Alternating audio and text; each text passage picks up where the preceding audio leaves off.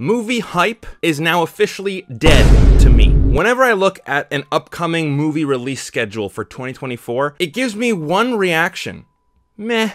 And it's this excitement and anticipation for the next big movie release. It's been on a very steady decline for me over the past couple years, and now it's at an all-time low. Thus, I'm making this video to explain my reasoning why I'm no longer excited for new movies. And from talking to people online, in my personal life, and seeing the box office numbers, I don't think I'm alone in this. So maybe with this video, you can relate as well. So sit back and enjoy. But first, thank you to today's video sponsor, Into the AM. I'm wearing one of their shirts right now. I wear their shirts all the time. They're comfortable, lots of great designs, they fit really well, and there's a 10% off discount right down below. In the realm of entertainment, few experiences can rival the thrill of anticipating a new movie release. The trailers, the speculation, the sheer excitement, it all used to feel like a magical journey into the unknown. However, as time has passed, I've noticed a shift in my emotions, that's an understatement, and regrettably, the hype for new movies has completely faded away. I want to explore the many reasons behind my diminishing excitement for new movies in this video right now. And just to be clear, if you guys are still looking forward to the next Marvel movie, and if you're eagerly counting down the days until your next big movie release, more power to you. I don't want to tell you guys what you're not allowed to like. These are just my own personal thoughts. One of the main factors contributing to this decline is the predictability of movies today. In an era where Hollywood seems to be recycling the same narrative formulas repeatedly, the element of surprise has become a rare commodity. While yes, there are still original gems to be found more on the indie scene, they are increasingly overshadowed by the prevalence of formulaic, low-quality movies in terms of story and character. The cinematic landscape appears to be caught in a cycle of familiarity, making it challenging for audiences to experience genuine astonishment. Lots of been there, done that recently, am I right? Furthermore, the oversaturation of movie franchises has played a pivotal role in my dampening enthusiasm. I used to be on the Marvel hype train just like everybody else, but now we not only have movies to keep up with, but TV shows as well. Now we have movies where entire characters and plot elements are established in completely separate pieces of media. If you happen to miss it or were unaware of it in the first place, well, too bad, snooze you lose. I've said this before and I'll say it again.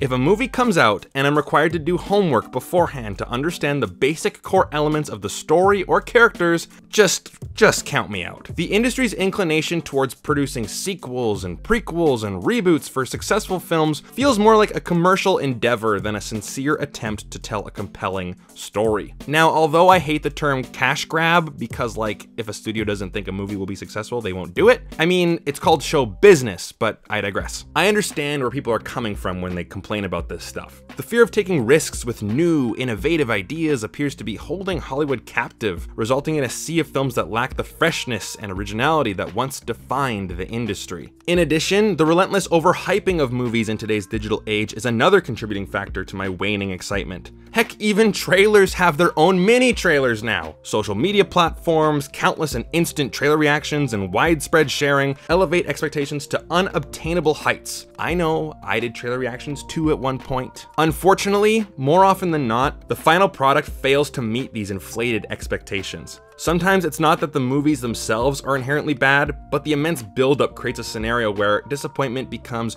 almost inevitable. That's why I always try to go into the movies with an open mind. You know, don't go in expecting the best, don't go in expecting the worst. Know that any movie could be good or bad, and sometimes a movie might surprise you. Moreover, there's a lack of originality in movie marketing as well. Trailers, once a tantalizing glimpse into the cinematic experience, now often reveal too much about the plot, leaving little room for surprise. Teasers, posters, and interviews inundate audiences with information, and by the time the movie's released, it feels as though I've already seen it. The art of maintaining an air of mystery and letting audiences discover the narrative nuances in the theater seems to have been lost. Now that being said, Avengers Endgame did do a pretty good job at this with its trailers. But isn't that movie just like perfectly titled? Endgame? Like it's the end of the story? Like why am I continuing?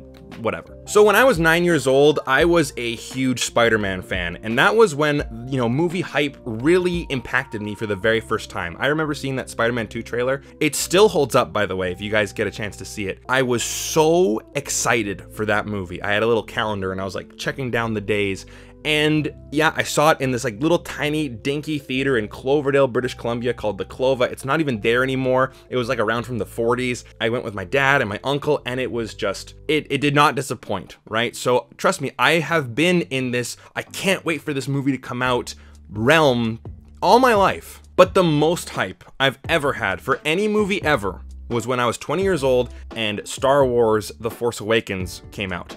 I was reading every article, following every rumor, watching every single interview. I was completely on board and excited for that movie. Now I get it, I was younger back then, right? Like I'm 28 years old when filming this video, and what, Spider-Man 2 came out when I was 9, Force Awakens when I was 20. So I could just be getting older and getting more bitter, but it felt like movies back then were an event, something that you were counting down the days to see. I remember for my 16th birthday, I saw Harry Potter and the Deathly Hallows Part 2 in theaters opening weekend. And man, that was an amazing experience, like a real cultural phenomenon. People were dressed up as Harry Potter, they had wands, they had robes. It was an event. It was a big moment. However, this might be my cynicism as I get older, but it feels like these movies are no longer just stories being told, they're products to be consumed. And it feels like there's no uniqueness or freshness injected into the stories. And the problem is that they really push it down our throats like this is the next big thing. It seems like every movie, you've never seen anything like it before. And I get it, there's so many movies nowadays, you gotta stand out, but people are tired of it. People are tired of the same thing over and over and over again. And that's why I was so happy when Barbie and Oppenheimer came out the same weekend. And it started this cultural phenomenon, the whole Barbenheimer thing. That wasn't created by some suit in some marketing, head office. That was created because of the people. It was really great to hear everyone get excited about going to the movies again, and you didn't have to see just one, you had to see both. I was at a Japanese restaurant downtown Vancouver, and I heard, some women at our table, we're sitting around, the chef making all the food, and he's doing all the tricks with the knives, and they're white, right? And yeah, so I'm gonna take Charlotte to go see Barbie, and I guess I gotta go see that Oppenheimer, whatever it is, like I guess I gotta see it. She didn't even know what the movie was, and she had to see it. She felt obligated to because you can't miss it. It was truly an event. And I'm glad that we actually had that last year. But I don't know when the next Barbenheimer is gonna show up. So, fingers crossed. Now, another contributing factor to my waning enthusiasm is the perceived shift in filmmaking priorities. It seems that contemporary filmmakers are increasingly focused on pushing political agendas rather than telling compelling stories. As a viewer, I seek entertainment, not a lecture. Filmmakers today appear more concerned with making a statement than fostering a sense of escapism. While yes, movies have always been a medium for social commentary, the emphasis on politics seems to have overshadowed the art of storytelling recently. This shift has left me yearning for the days when movies were a blend of creativity, storytelling, and entertainment, rather than just a platform for promoting specific ideologies. And it doesn't really matter on what end of the political spectrum you land on, even just the discussion of movies on the internet nowadays, or just in general, it's not about the movies themselves, it's about politics. And it doesn't matter what you think. Both sides are gonna have a problem with you because of it. And it makes talking about movies, especially online, just not fun, really, just not fun. And I have a YouTube channel where I talk about movies on the internet. It's because of this landscape where everything is political. And I don't think Hollywood is, blameless in the situation either. I don't think it's just the people watching it. It takes two to tango. Now, the landscape of the cinematic experience underwent a seismic shift with the COVID-19 pandemic. In a year marked by uncertainty and global upheaval, this is where my excitement for movies took a massive hit, probably the biggest hit, particularly as theaters closed and release schedules were thrown into disarray. No Time to Die, the much anticipated James Bond film, was my most hyped movie of the year. However, as the world effectively shut down, new releases were continually pushed back, leaving moviegoers like myself in a state of limbo. It was challenging to muster excitement when the release date was indefinitely postponed. Like, I don't even know if we're gonna see this movie. Yet, amidst the void of new releases, a silver lining emerged. Many people complained about a lack of content, but I saw it as a golden opportunity to explore the rich library of films from the past. With cinemas closed and no new blockbusters on the horizon, I delved into the vast archive of cinematic masterpieces spanning over a century. Like, honestly, during the whole quarantine period, it really did give me an opportunity to go back and watch all those movies I've been so embarrassed to say that I haven't seen before. Like I know, it's crazy. The Godfather, Godfather Part 2. I actually have a list here of movies I've seen during the pandemic that I never saw before. Beavis and Butthead Do America, Point Break, Full Metal Jacket, Fargo, There Will Be Blood, The Rocketeer. Love The Rocketeer, by the way. I mean, these are all good movies. Philadelphia, A Beautiful Mind, Speed, like, what? Pleasantville, Willy Wonka and the Chocolate Factory. Yes, I did not grow up with Willy Wonka. I was more of a Mary Poppins, Chitty Chitty Bang Bang kind of kid. 7, No Country for Old Men, Scent of a Woman, Gremlins, Barry Lyndon. If all those movies came out in one year, it would be hailed as the greatest year in cinematic history, like bar none. And I got to experience all of that in 1 year, a couple months really, because we were stuck at home. And people were mad because Sonic the Hedgehog and Onward and Bloodshot had like just come out and they hadn't seen it in theaters yet.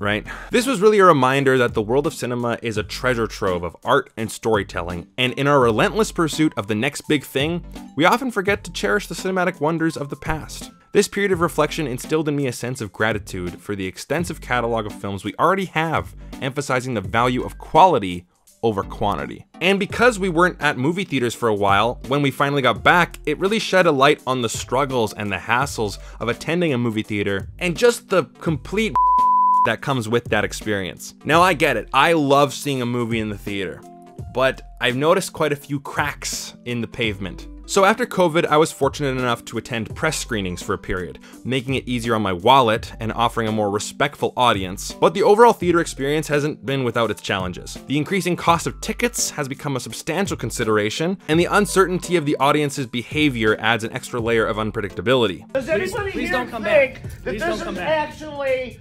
a thing where it's like, it doesn't matter where you sit. It's not assigned seating. It is. Go sit in your own seat. Sure, there's a unique energy to watching a film on the big screen, but the potential for disruptive behavior from fellow moviegoers, coupled with the hit or miss, mostly miss, quality of many modern movies, has made the decision to stay at home increasingly appealing for so many people. Like, I'm sorry, if I wanted to pay money to go see a movie, I want to see a good movie and not be bothered by people screaming and acting like they're animals in a zoo and being disrespectful. Like, I can't hear what they're talking about when they're screaming in the theater. This is a point that a lot of people disagree with me with, but like, internalize. Jesus. Discovering an amazing movie from the past in the comfort of my own space provides a more immersive and enjoyable experience, minus the potential distractions and disappointments that can accompany a trip to the theater. As ticket prices rise and the overall theater experience becomes less predictable, and for some places in the world, less safe, like, let's be honest here, the home viewing option definitely gains more appeal,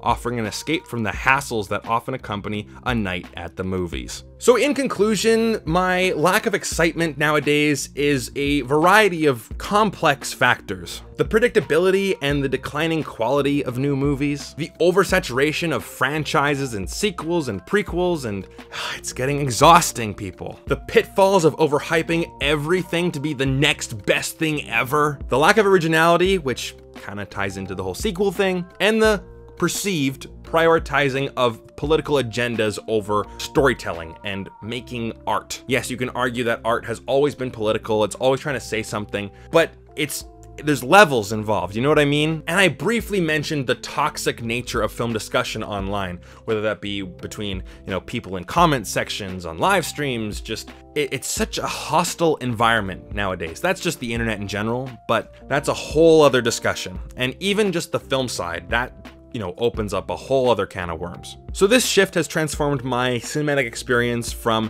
eagerly anticipating films to a more transactional mindset of consuming products. Here's another one for you, eat up. Here's another one, here's another one. So as I reflect on the changing landscape of cinema, it becomes apparent that a balance must be struck between commercial success and artistic innovation. So only through a renewed commitment to storytelling originality, unique marketing, and a return to the roots of filmmaking as a form of entertainment can the industry rekindle the magic that once defined the moviegoing experience for me and audiences worldwide. Or I could just be getting older and more bitter. It could be just as simple as that. But those are my thoughts. What are yours? Leave them down below. Thanks for watching. I'll see you again next time. Take care.